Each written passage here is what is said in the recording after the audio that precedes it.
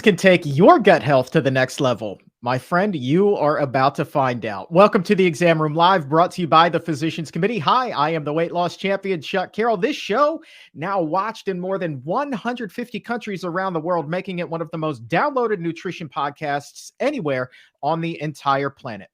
But today we're talking about spices, and the difference between your gut health and your gut hurt may be in your kitchen, but I'm not talking about what's in your fridge. It's about all of those little things that are in those little jars that are on the spice rack in your kitchen. So we are talking spices and gut health today with the two-time New York Times bestselling author, Dr. Will Bulsiewicz. He is a gastroenterologist, a great friend of the show, a personal friend to me, and one of the most intelligent people on the planet when it comes to gut health. And he has covered spices extensively in both Fiber Fueled and the Fiber Fueled cookbook. So he is here today to bestow all of that knowledge with us. And if there's a question that you have for Dr. B, go ahead, drop that in the comments or in the chat. You can send it to me as well on Twitter or Instagram. I am at Chuck Carroll, WLC. Let's go ahead and stuff that doctor's mailbag. We're going to talk about spices and digestion and reducing bloating and cutting down on gas, all kinds of things. And we're also going to open it up to talk about whatever else is on your mind. So go ahead, drop your question in the comment or in the chat. We're going to get to as many as we possibly can. And let's go ahead and welcome on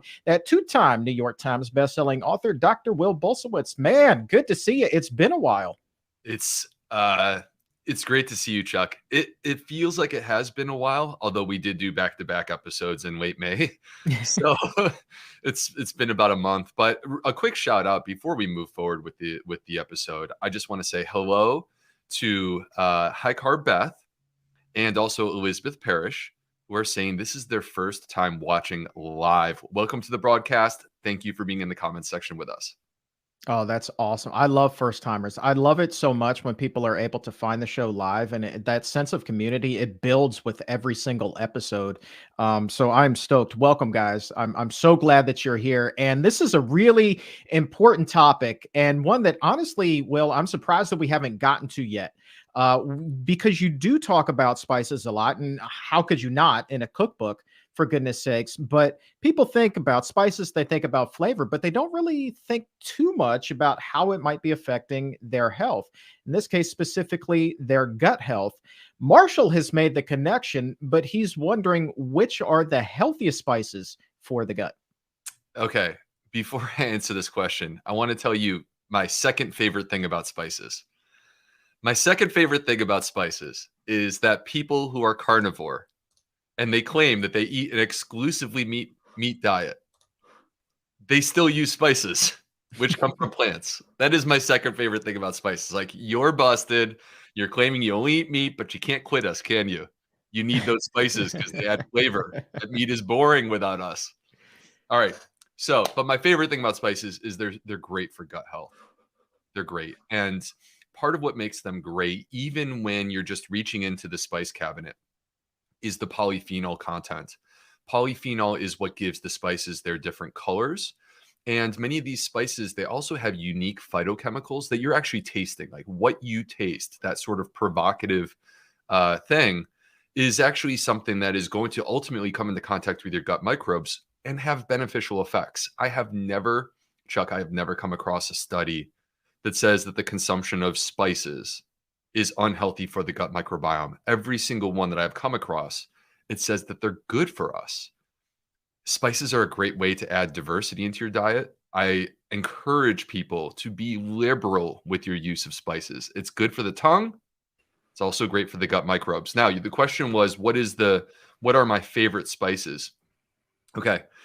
It's so hard for me to say, but I'm going to start with turmeric. Turmeric, that like really golden spice. It actually is what gives mustard that yellow color, believe it or not. Turmeric is in every bottle of mustard that you purchase at the store. And it has profound anti-inflammatory properties. They've actually shown that this activates the exact same pathway that ibuprofen and other drugs like that activate, but without the side effects, without the harm, without the negative effects that you get from those drugs.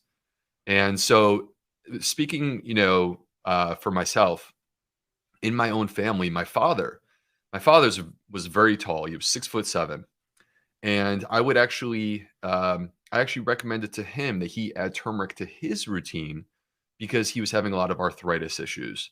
And believe it or not, by quite simply adding turmeric to his daily routine, he substantially improved his arthritis, and he didn't have to take as much naproxen and ibuprofen as he had been taking previously. One of the tricks with turmeric, by the way, is to pair it with black pepper. Black pepper increases the absorption of turmeric substantially. So anytime you're using turmeric, if you're looking for those health benefits, make sure, even if it's just a little sprinkle, get some black pepper in there. And the last thing, Chuck, is that I think that like a cup of coffee can be a vehicle to deliver prebiotics to your gut first thing in the morning. And you could do that by adding fiber supplements, but you can also do that by adding spices. My personal favorite spice combination in a cup of coffee is turmeric, ginger, and cinnamon. You put those three, the trinity, into the bottom of your cup, pour some coffee over the top, stir it. Don't go too hard at the spices in the beginning. Go nice and light until you get used to it, but it's amazing. So when you go to Starbucks, I mean, do you try to place that custom order, or are you just taking your own proprietary blend of spices with you to mix in? So the problem with Starbucks, I love Starbucks. Okay, I'm there almost every single day. But the problem with Starbucks is that if you were to say, "Hey, could you add the turmeric for me?" They would give some sort of turmeric that is mixed with sugar, right? Like when you order matcha green tea, it's actually impossible to get matcha green tea without added sugar at Starbucks, believe it or not, because they've already blended the two together. So, look, it's up to you how you want to do this. It could be like a dollop bag, kind of similar to, what you carry your deodorant and your, toothbrush in when you're traveling. Or could be some sort of uh, like waste bag or something like that. I don't know. But the point is that you could bring your spices with you to Starbucks if that's what you're looking to do. That might be the safe play. That might be the safe play. Keep it clean. Before the show today, when we got this question, I'm doing a little bit of research and I was like, all right, well, I wonder what are the most common spices that people have in their kitchen here in the US. Here's the list. You tell me if any of these are not good for gut health, because based off of what it was you just said, there's no spice that it has a detrimental effect, basically. So Okay. black pepper, you've already given the thumbs up to. Cumin, Oh, major thumbs up. Fantastic spice. red pepper flakes, Believe it or not, yes. Red pepper flakes, including red pepper in general, contains capsaicin. Capsaicin has been shown to be good for the gut, anti-inflammatory. all right. Bay leaves, more of a herb than a spice, maybe? I don't know. Haven't seen any clear data, but I'm giving it a thumbs up because the assumption is that that's going to have polyphenols that are good for your gut microbiome. So I'm expecting thumbs up on that. Garlic powder. Oh, major thumbs up. Garlic powders. Look, I would rather you get fresh garlic, but I'm still giving a thumbs up to garlic. It has allicin, and allicin has the benefits that you get from garlic come from this phytochemical called allicin. Paprika. Paprika, that's a definite thumbs up. Also, I mean, anytime you see a vibrant color like that, vibrant red, you know that there's polyphenols in play that are good for your gut microbes. And we'll round it out with oregano. Oh, definite thumbs up with oregano. Oregano has anti-inflammatory and antimicrobial properties. Now, here's the thing: oregano oil, which is basically taking oregano and then concentrating it. I'm a little bit more cautious about that because I feel like when you're concentrating it in an unnatural form, you can actually cause harm to the microbiome. But when it's consumed as a spice, totally different story. Completely thumbs up on that. All right. Let's take a question here from Anton. You were just talking about turmeric. Anton, hi, Chuck and Dr. Will. Must I eat turmeric every day? You don't have to. You don't have to. It's not a must. There's no such thing as a must in terms of your diet. Let me say this: making rules that cause stress or duress, that's not what I'm about when it comes to nutrition. I'm more like, yo, this food is fun. It is delicious. And by the way, when you're eating plants, it's good for you. So let's just look for opportunities to get as many of these as possible. But I will say, if you believe in healthy habits,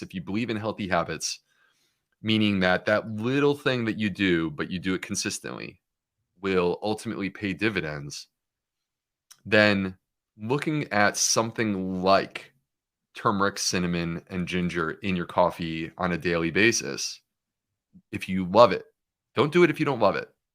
If you love it, you have just created a healthy habit, and that's how you can like create the vehicle for turmeric on a routine basis.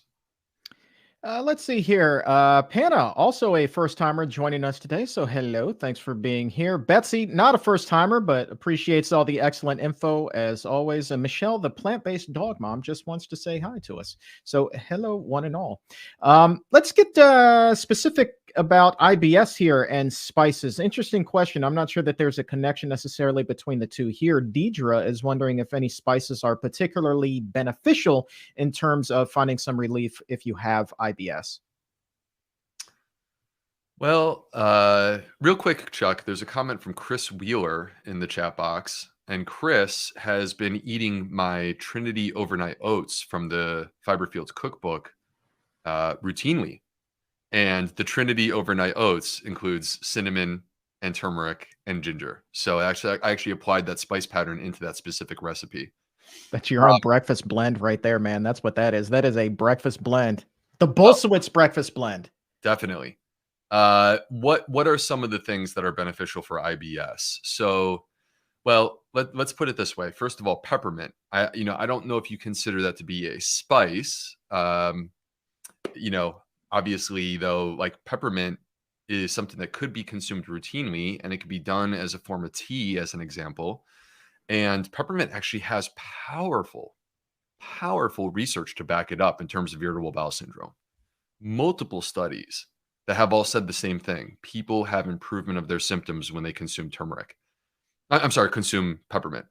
The other one that immediately comes to mind is if you go to an Indian restaurant and it's like authentically Indian, and you go to checkout, usually where the host or hostess works, you'll find a bowl filled with fennel seeds. It's actually a tradition, Indian culture, to chew on fennel seeds after a meal. And it turns out that the oils that are in the fennel seeds, and I'm talking about the same fennel seeds that you may have in your spice cabinet.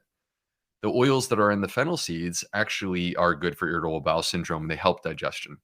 So, and that's part of the reason why that's a part of Indian culture is that they've discovered they discovered this little hack, and they just kind of started doing it. And we could do it too if we want to. You could also do it as fennel tea if you prefer, instead of chewing on the seeds.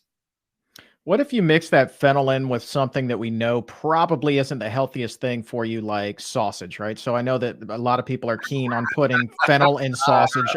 As somebody who's watching this right now who just wants to, poke the bear a little bit, so to speak, is going to say, yeah, well, I can get that same benefit with that piece of sausage. Oh, What do you say there? we've been, how many episodes of the exam room have we done? And this is the first time we're talking about sausage on the exam room. I know, right? I know. I know. We were overdue. Okay. Look, at the end of the day, there's no such thing as a perfect diet. That's being real. I don't think people should have anxiety about their food, but I do think that we should make smart choices. And when you put a little sprinkling of fennel seeds into this sausage vehicle, that is effectively putting something that is beneficial into a larger bowl of poison. And you wouldn't drink the larger bowl of poison just to have this little sprinkle of something that's beneficial or good for you. That wouldn't make sense. So let's stick to the fennel seeds. Let's look for alternative ways to get fennel seeds. But um, truth be told, and this is just keeping it real, summertime, there are times when I like to have a Beyond Meat brat, and they're good. They taste great. Do I do it every week? Heck no. I probably do this 2 or 3 times a summer. And that's okay. I think that's okay. I don't think that you should feel guilty or bad about that. Having some space to consume foods that you enjoy that you're not necessarily eating for health. But let's make it that most of what we're eating because we know it tastes good and we're not compromising in terms of our health. Right on. So I guess my question to you then would be, how does eating something that would be what I think the majority of people would say is a middle ground food in that Beyond Brat compared to something that you know is completely unhealthy in an actual brat in terms of gut health? What is the difference between the two there? There's a couple of differences actually between the Beyond Meat brat and the real sausage. So the sausage is a preserved meat. You know, it's a preserved meat, and so the problem with the preserved meats is that the World Health Organization has identified them as a probable carcinogen. So that's the first thing, and the concern specifically relates to colorectal cancer. And look, we have a huge colorectal cancer problem in the United States. You and I have spent time on this show talking about colorectal cancer and the burden of disease that we have in the US. 150,000 people per year are being diagnosed with colorectal cancer. That's insane. And it doesn't have to be that way. And a big part of the problem is when we're eating foods that enhance or increase our risk. So that's the first thing that I would say is that you have one food that is a probable carcinogen according to reputable people at the World Health Organization, you know, basically like a panel of scientists who are looking at the full body of evidence versus there's no evidence that the Beyond Meat is a probable carcinogen. That's the first thing. The second thing is Professor Christopher Gardner, who is someone at Stanford University, very well respected nutritionist, someone who I actually know, and we serve on the scientific advisory board of Zoe together. He actually published a paper comparing Beyond Meat products to organic animal products. That way, the argument can't be oh well, you're feeding them junk meat, right? He gave them the highest quality, most expensive meat, the type of meat that most people can't afford, organic, and compared it to Beyond Meat products. And what he saw was that the organic meat drove up TMAO levels. Now, TMAO actually connects back to the microbiome, but this is a blood marker for those that haven't heard of this. It's a blood marker identified by the Cleveland Clinic, the top cardiology program in the country, that they have isolated and they have connected as an independent risk factor, similar to smoking, an independent risk factor for heart disease, having a heart attack, for stroke, for diabetes, for chronic kidney disease. There's no evidence that TMAO is good for us. There's a lot of evidence that it's bad for us, and you get it from eating meat, specifically red meat. So these are two of the benefits of the Beyond Meat brat compared to the traditional. And that said, for those who really like to take make things as healthy as possible, still, you know, you can do it the whole food plant-based way. There are carrot dogs out there if you really wanted to go to that kind of extreme. Which, by the way, have you ever had a carrot dog that's made with the aminos and liquid smoke? Like they are delicious. They are absolutely delicious. Well, this is the thing is you have a lot of options. So you know, I sit here. I'm not advocating for beyond for meat replacements. I'm not advocating for this in the sense that I'm not saying that we should make this the backbone of our diet. I'm just saying like there has to be some wiggle room in our diet where we eat things that aren't necessarily the healthiest diet on the healthiest food in the entire planet. That's just being human. But there are replacements that exist that we categorically agree don't come with those compromises. And so like a carrot dog would be an example of one. Another one would be a portobello burger. You could do portobello steaks. I actually have that recipe in the Fiber Fields cookbook. Black bean burgers, you know, veggie burgers in general. There's a lot of great choices that are available. It's just sort of a question of like, you know, what sort of experience are you looking for on your grilling day? There you go. I like it. Let's circle back to turmeric. A lot of people still questioning this in the old chat here, Yep. wondering what the best form is. Can you get the same benefit from the powder, the ground turmeric that most of us have, as you could from fresh turmeric? Yeah, the evidence would suggest that you can get those benefits from the powdered turmeric, and in fact, the vast majority of studies have not included the fresh turmeric. The vast majority of studies have actually been with the use of supplementation of turmeric. But like supplementation is frankly no different than you know. Is it a capsule that contains the turmeric spice, or are you using the turmeric spice in your food? Ultimately, it's getting to the same place and doing the same thing.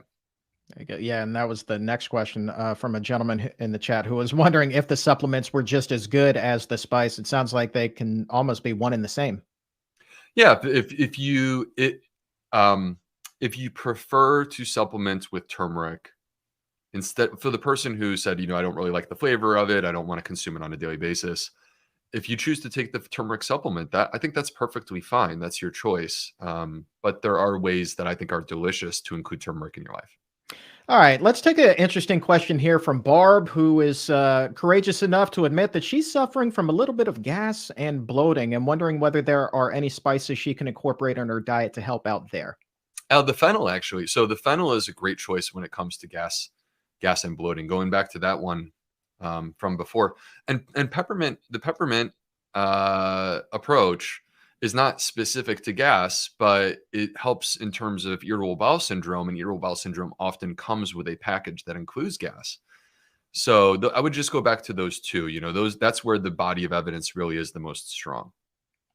We were talking about Starbucks, talking about coffee, but what about tea? Let's switch gears away from spices just momentarily. Talk tea. Mary is wondering whether drinking tea can improve digestion. Yeah. Well, so first of all, I am of the belief that a warm beverage of any variety consumed after a meal does have a soothing effect. I am convinced that this is part of the reason why bone broth is so popular. I do not question that when people consume bone broth, they feel a sense of at ease in terms of their gut. I think that this is just a common thing among warm beverages that we consume. And like literally, I'm convinced you could warm up a glass of water and you still feel like a sense of ease with your gut when you consume this after a meal. So I do believe that tea can be something that helps in terms of digestion. In terms of tea and the microbiome, the evidence is clear. Tea is beneficial for the gut microbiome. And part of what's special about tea are the polyphenols, which we've been talking about during the show. When we're talking about spices, that really is what we're focusing on. The polyphenols are beneficial for the gut bugs. And the tea that seems to have the most in the form of these polyphenols is matcha green tea. Matcha green tea, you actually, because of the way that it's produced, it's a powder, and you stir the powder and you don't typically steep it. You don't have a bag that you pull out. You typically just stir the powder into water and you consume the whole thing. Well, that powder is actually the tea leaves. You're actually consuming the tea leaf. And this is part of what enhances the access to this particular phytochemical called EGCG that has these benefits for our health, including for our gut health. So I'm a big fan of tea. Have you figured out a way to get the water to absorb all of the matcha? I always wind up with kind of this matcha mud at the bottom of my mug every time that I try to mix it in there together. I know that you have some at your house. We enjoyed a cup when we were building out your studio. I don't know. Is there a trick to that I'm missing? Well, okay, I don't prepare the traditional matcha in my home on a daily basis. When I do my matcha, let me just be upfront and frank. I typically pour the matcha into into a mug, and then I add hot water and I stir. That's it. All That's right. it. Yeah, man. And it does settle out. So this is where keeping the spoon and giving it a stir before you take a sip is just kind of the hack they use. But Chuck, if you were to look at the traditional preparation of matcha, by the way, if anyone's ever been to Asheville, North Carolina, or if you're going to Asheville, fantastic town for being plant-based. My wife and I, this is where we like to vacation because we live in Charleston. We don't have great access to plant-based food here. When we go to Asheville, we feel like we're in heaven. And there's a place called Dobra Tea, and they serve tea in the authentic way. And they have this like 400-page book filled. It's all about tea. It's hilarious. So traditional matcha tea is served in a Japanese, I forget the proper word for it. Someone in the chat box may have it, but it's basically like a ceramic. Okay. And you put the tea at the bottom, add a little bit of water. It's more like just a couple of ounces. It's not what you would do in a big mug. It's more like probably 3 ounces. And they have this special brush, and they will vigorously apply the brush and whip up the matcha until it becomes foamy. And then you drink it almost like an espresso. Ooh. And it's fantastic. Ooh, that does sound quite tasty. We have let's see, Sherry J right now is saying matcha with a dash of lemon in there. That seems like that would be a heck of a combination as well. I Oh, might have to try that. it's a great combination. I actually completely agree. I appreciate you, Sherry, for bringing that up because, and you also enhance the polyphenol content when you do it. So it's a fascinating thing. Let's see. Erica Evans, is this live? Yes, sure is. Okay, Oh, question. Question from Michael. It says that he's been eating a whole food plant based diet, but still not able to eat unlimited amounts of beans every day. How can he go ahead and try to incorporate more beans into his diet? Says sometimes he eats white rice. Says sometimes he eats white rice instead of brown, and that seems to help. So if somebody's struggling, Dr. B, to get more beans into their diet, where would you suggest they start? Chuck, beans, they're good for the heart. But the more you eat, the more you pass gas. Right? So we want more beans. Beans are the longevity food.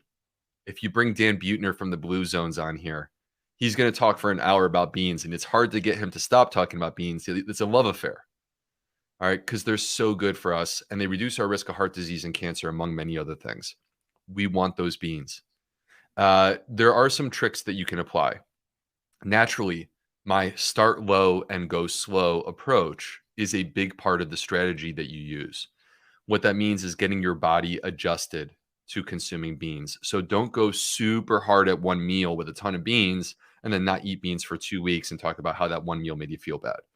But instead, consuming beans with regularity in very small quantities is one of the ways that you can build up your tolerance. Another way is through soaking. When you soak your beans, all right. So if you have dried beans, put them in a bath of water overnight. All right. Wake up the next day, pour out the water, rinse them, and then pour out the water again.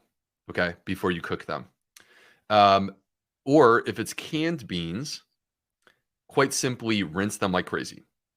The reason that this works is that you are actually drawing off one of the things that is responsible for a lot of the gas production. It's what we call water soluble. And so water soluble means that it will get into the water. So when you add water to it, you are pulling this out and then you're going to pour it out into the sink. And so you are eliminating this thing that can be responsible for some of the gas production. You can also cook your beans with kombu. That's one of the tricks that people do. And if you don't, this is a recent thing for me, Chuck. I have become a big Instant Pot fan. Do you Oh have an Instant yeah. Pot? Oh, Yeah. big fan. Dude, Big fan. Absolutely. all right. I never used one until very recently. Now I get it. Now I understand why people are freaking out about this. You take, like, if you're doing whole grains, this is such a way to make whole grains so accessible because you quite simply take, like, you scoop a cup of whole grains, drop it in there, add like a cup and a half of water, little sprinkle of salt if you want it, press the button and come back in 20 minutes and you got the most fluffy, delicious whole grains ever. Right? Yeah, man. The same is true for legumes. When you cook with the Instant Pot with legumes, it's not just reducing the lectin content. It also is reducing the histamine content, which can be responsible for some bloating. And so there are some benefits to doing it like this. Yeah, I really want to do that. I want to cook garbanzo beans in the Instant Pot and do ultra fresh hummus and see how that tastes. My guess is it will be the most extraordinary thing ever to hit this palate, and I'm excited about what may happen this weekend. I'm What if you pumped. sprouted those garbanzos, baby? What if you sprouted those? Now that is I one of mean, that's next level. I mean, yes. that might just be too much. I don't know that I could handle that personally. That just might be too much for this guy. Yeah. Talking about whole grains here.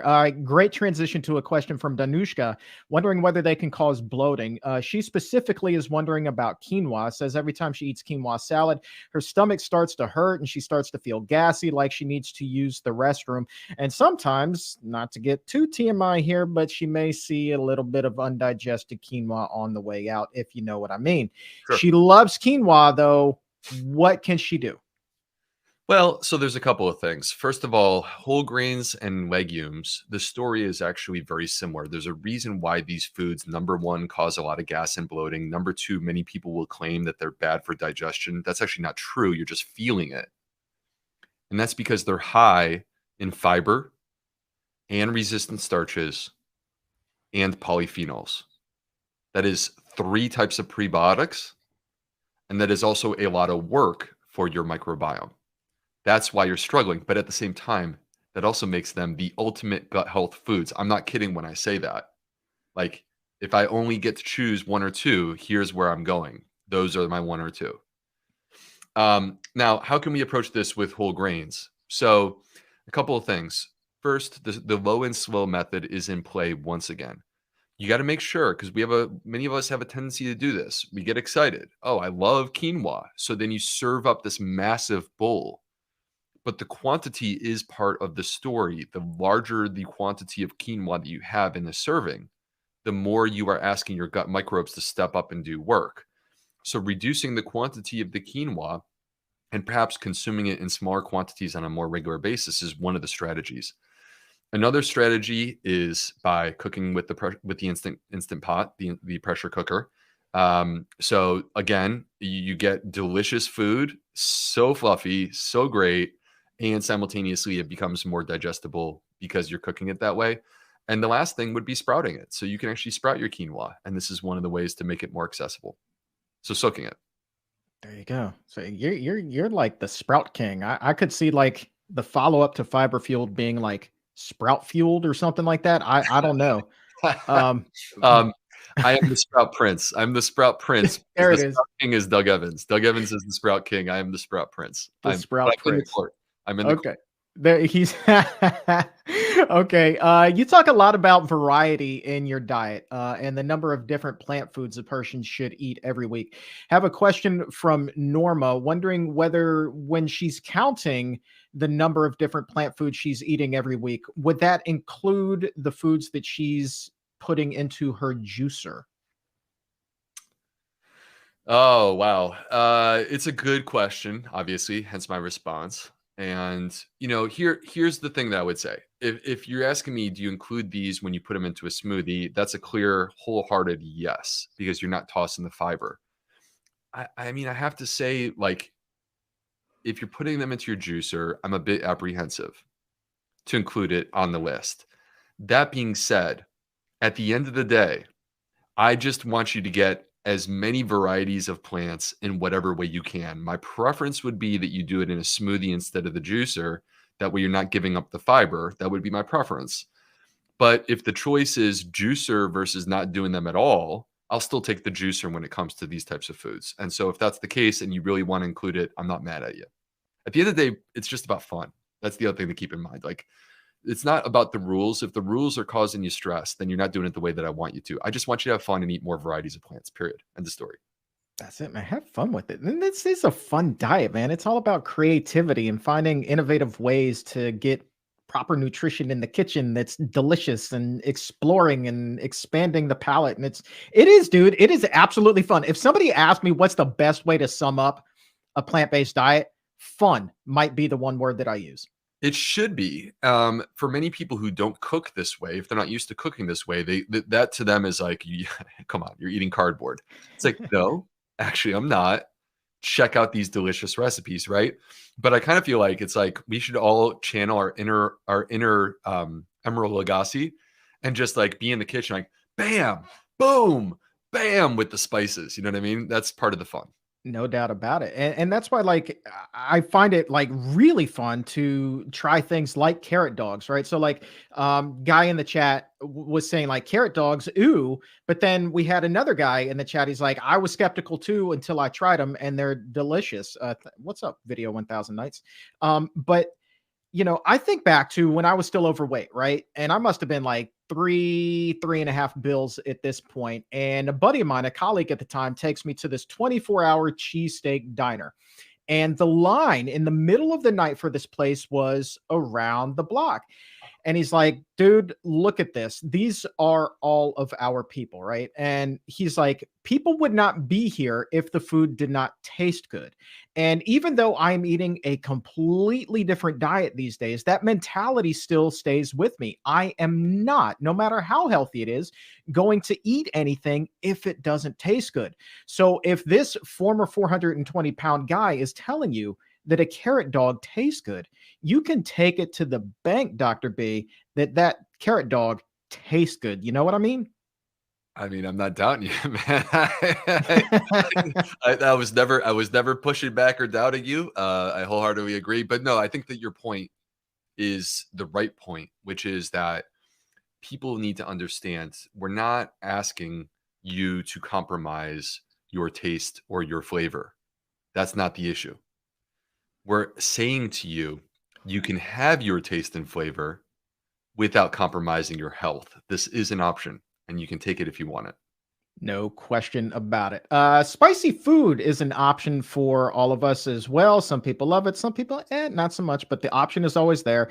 Aaliyah, though, we talked a little bit about this earlier when we were talking about red pepper flakes, but she's wondering if you can elaborate a little bit more on the connection between spicy food and gut health. Yeah, it's the capsaicin. Capsaicin is a part of spicy peppers, and they've actually found that capsaicin has beneficial effects in terms of not only our gut health, but there appear to be metabolic benefits to the consumption of capsaicin. By the way, capsaicin you can also find in your drugstore as a cream, and it's actually applied, like for example, to the joints of people that have arthritis. And so it's a quite fascinating thing. Like, think about this. What I'm telling you, I'm not advocating for drugs. What I'm telling you is that the pharmaceutical industry is looking at what happens in the plant world, and they're basically like pulling out the stuff that works and then turning it into something that they can commercialize. And so, but it naturally exists and occurs in real food. And this capsaicin again is beneficial for the gut microbiome and your metabolism. All right, you think spicy food, you think heartburn. A lot of people reach for those Tums, but Serenity is wondering whether fasting could be a good remedy for heartburn. For some people, I have not seen a great study to prove. Here's what I would say: if we create a fasting protocol, Chuck, it's almost a requirement that it pushes forward your dinner time, right? Because like if you're eating at midnight and then you're fasting, that's just to me kind of a bizarre fasting program. Like any real fasting program basically means you have your dinner and then no food, no alcohol, no sweet treats in the evening. And if you do actually just that, you can actually improve heartburn or acid reflux. Because one of the problems is you lay down flat at night and you sleep, and whether you feel it or not, because you may actually feel it the next day during the day, but whether you feel it or not, laying flat, gravity used to be your friend, and now it's kind of turned into the enemy a little bit because you're laying flat. It's very easy for things to reflux up into the esophagus and then to stay there overnight. And this is why we want an empty stomach when we go to bed. So ideally 4 hours of blank time with no alcohol, no sweets, no food prior to going to bed. Let's see here. Tommy, how can low carb diets affect the microbiome? I'm sure you can talk quite a bit about this one. Well, I can talk about this one, but unfortunately, the reality is it's more speculative than actual hard science, at least where we stand today, believe it or not, Chuck, because we don't have as much research on this topic as we'd like. I mean, the reality is that people have run with the low carb idea. They've taken the baton and they've started running with it. And it's like, hold on, where are your studies? Like, where is the evidence to back this up? And so the reality with low carb, first of all, can we create a low carb diet that like I would sit there and say, yeah, that looks pretty healthy? It's possible. I still would take issue with the fact that you have to eliminate fruit in order to do a low carb diet. And that to me is elimination of a healthful food category. And that's not good for your gut microbiome. So it's hard for me to really stand behind a low carb diet, particularly when it's being used long term. It feels like more of a gimmick. It feels like more of a fad. And the other problem is that this scenario, this hypothetical scenario that I just painted the picture of, this is like with the involvement of a trained professional, like a registered dietitian. That's not the way that people are doing this, Chuck. This is not the way that people are doing this. The way that people are doing a low carb diet in the United States is they're eating crap. They're eating a ton more meat and they're eating low carb, ultra processed foods that they find at the supermarket. That to me is like invariably an unhealthy diet for the gut microbiome. There's just no question about that. Man, yep. We could go down that road forever and a day, but we got about 5 minutes left. You feel like taking some questions, kind of rapid fire? Rapid fire. All right, let's do it. Charles, wondering which spices improve nutrient absorption? Well, I mentioned earlier that the black pepper can increase the absorption of the turmeric. So that's a quick example. That's the first that comes to mind. Okay, let's see. World Mind at 1240. What top 3 plant foods can I eat to reduce bloating? Ginger, sprouts. Sprouting reduces the bloating. And let me think. Honestly, I think I would go back to what we mentioned earlier. I would go back to the peppermint and the fennel because those things are so, again, like stick to what the science says, and that's where the science is. That's it, man. Put a little pinch of that fennel between the old cheek and gum. It'll do you good. Jermaine, 1242. What about garlic? Is that good to eat every single day? If you could, absolutely. There's no question. Garlic is so good for us. Yeah, man. Do you put that in your coffee as well? No, that would be ever expand it? that would be a little bit weird. But what you can do with garlic is you can get a clove of garlic. By the way, I don't recommend this if you have heartburn or acid reflux, but you can get a clove of garlic and you can chop it up into little small pieces. I call them pills because you're going to swallow them. And Just you swallow follow, them whole? yeah. So you do my chop then stop technique. So chop then stop, that basically means that you chop the garlic and you walk away for 10 minutes and then you come back to do whatever you're going to do with the garlic. And in this particular case, you could actually swallow the garlic. You just rinse it down with some water. And like you could take a garlic supplement, right?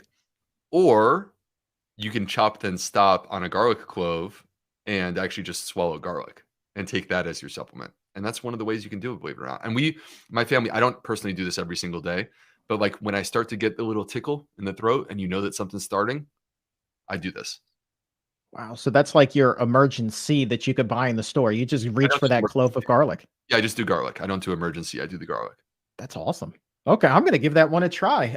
Don't worry, be happy. 1242. I drink chamomile tea every day. Is this good for gut health? We were talking about all kinds of tea. Is chamomile on that list? Rapid fire. Yes. It is. Okay, It's fair funny. enough. Follow up. We were talking more about tea. Wondering, is there ever a scenario in which drinking a warm beverage could make bloating worse? Hmm. Yeah, that's a It depends. showstopper right there. Well, it depends on what's in it's a curveball. It depends on what's in the tea or in the beverage. There are things that you could put into the beverage, but the fact that it's warm, from my perspective, I don't see that as making it's not the temperature that's the issue, it's potentially what's in the beverage.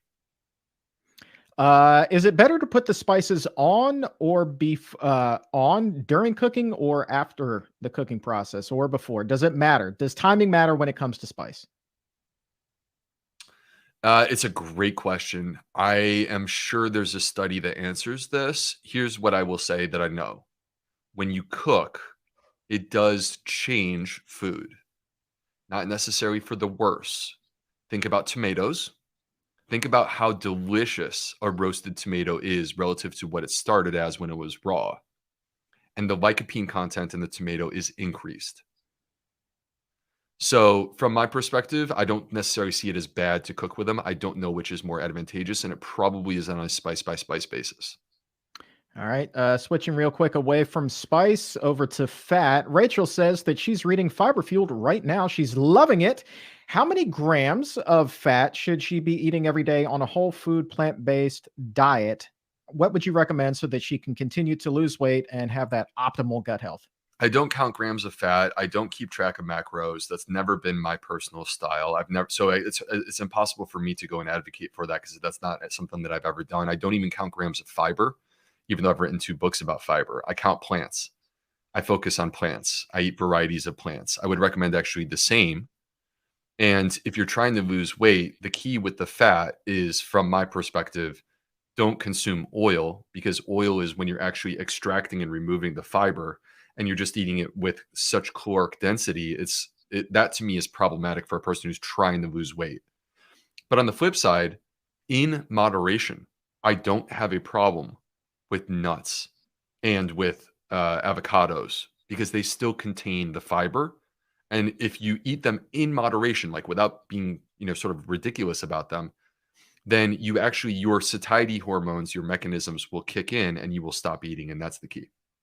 All right, 2 more. Let's go back to garlic. Stephen Page at 1249. What about black garlic versus regular white garlic? Is there a difference between the two in terms of benefits for your gut? I saw this question from Stephen Page, and when you said Stephen Page, I almost stopped you because you didn't even have to ask the question. I knew where it was going. Black garlic is fermented garlic. Black garlic, to me, actually, if you give me a choice between the two, I'll take the black garlic. They're both great. They're both great. What's the flavor profile like on that? I don't think I have ever had black garlic. Yeah, you know what? Maybe Steven can pop into the chat and give us a breakdown on the flavor profile, because I don't consume it with great regularity myself, to be honest with you. But I think they're both great. All right. And the final question is, you talk about eating as many plants as you can. Have you kept count? What is your personal record for most variety of plants within a single week? Oh, it's got to be like in the 60s. It's got to be in the 60s. Maybe more. So that's up there, man. Yeah. I had a head-to-head competition just for fun a few years ago against Marcia from the Plant Chicks. And we both kind of got ridiculous in terms of just trying to eat as many plants as possible. And so I'm pretty sure that week it was probably in the 90s. Oh my God. I would love to know what your grocery bill was that week. That is insanity, but fun insanity, as we were talking about with this diet. Yeah. Dr. B, you're going to be back in a couple more weeks, which means that if you submitted a question, we didn't get to it today on the show, have no fear. We will save it and do our best to get you an answer on that upcoming episode. So keep on dropping those in the comments or in the chat.